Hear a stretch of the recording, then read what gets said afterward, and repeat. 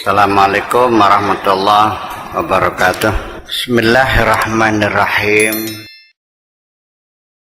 Jadi memang fenomena yang kita lihat sehari-hari di masyarakat, begitu mudahnya orang mengatakan ini semata-mata untuk ibadah. Ya, orang banyak datang sini minta doa saya supaya dagangnya laris untuk bekal ibadah. Setelah kaya ternyata nol kok. Iya, jadi lebih baik jujur aja, Bu ya, saya kesini pengen kaya, itu aja lebih jelas daripada buat ibadah. Itu, ya.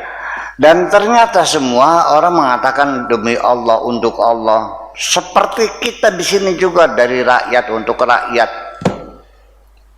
Ternyata tidak semuanya kan.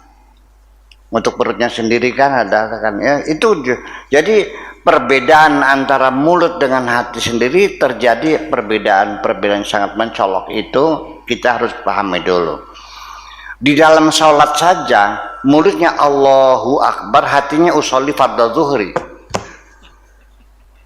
Mulutnya Allahu Akbar, hatinya tidak bersama-sama dengan mulutnya Allah Maha Besar, tapi mulutnya Allahu Akbar, hatinya niat ingsun sholat duhur patang rokaat wajib karena Gusti Allah. Hatinya mengatakan usolli fardhu zuhri arba'a rokaatin, karena panjang sekali makanya takbirnya aneh di Indonesia nih.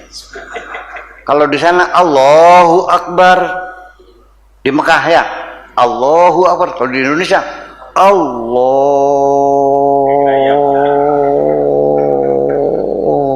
Akbar, lama banget karena sambil mengatakan usolli fardhu zuhri juga.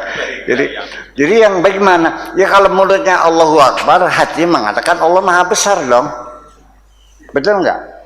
Nah itu, ini kritik aja nih, jangan marah lah.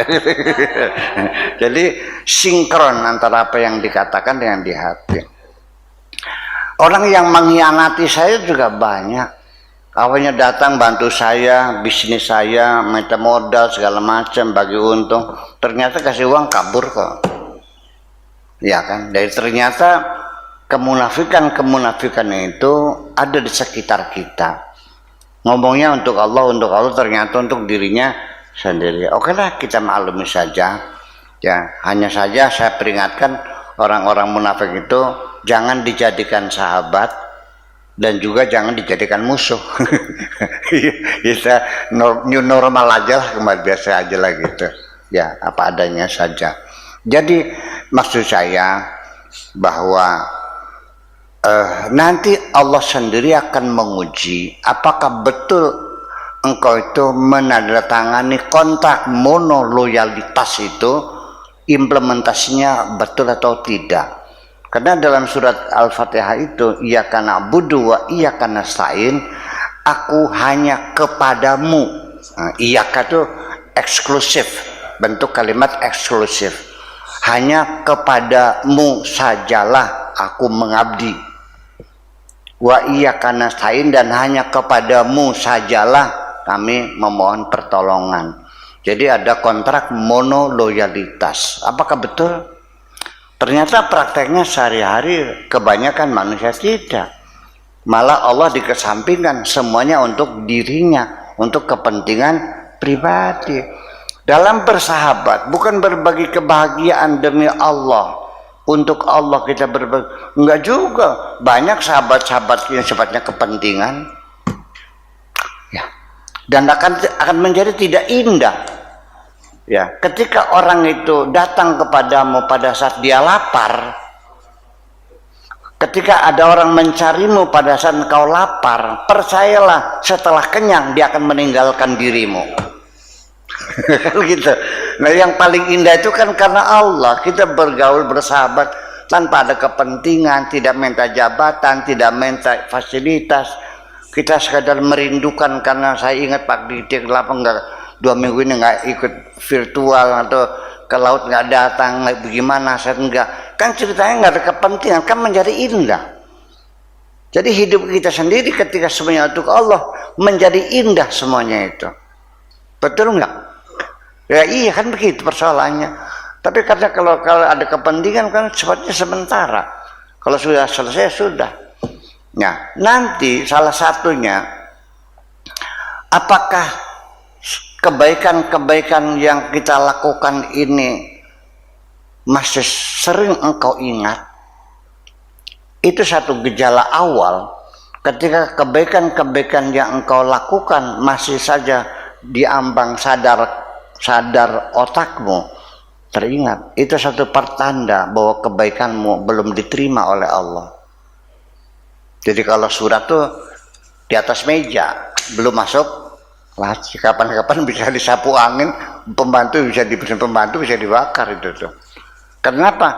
Kebaikannya masih kita ingat, berpotensi akan kita ungkit di kemudian hari pada saat kita mengalami kekecewaan. Betul nggak? Nah, kemudian lagi, ketika kita berbuat pada orang, akan kelihatan apakah yang kita lakukan itu untuk Allah atau untuk seseorang yang kita cintai. Ternyata muncul kekecewaan yang luar biasa. Ternyata anak yang kita sayang, yang kita biaya sekolahnya, ternyata bawa pacarnya yang rambutnya dikepang kayak kuda, dicat merah, pakai anting-anting, ya, celananya disobek-sobek, sama bajunya ditempelin tutup botol Coca-Cola, keranjang kelincing. Kata orang tuanya, ya Allah anakku, kamu tuh cantik, kamu tuh sarjana, masa bawa kekasih seperti kuda seperti itu? Iya kan?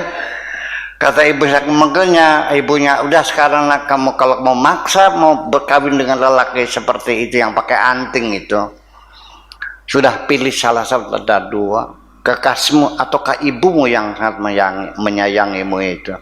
Ya pilih, mama saya milik kekasihku.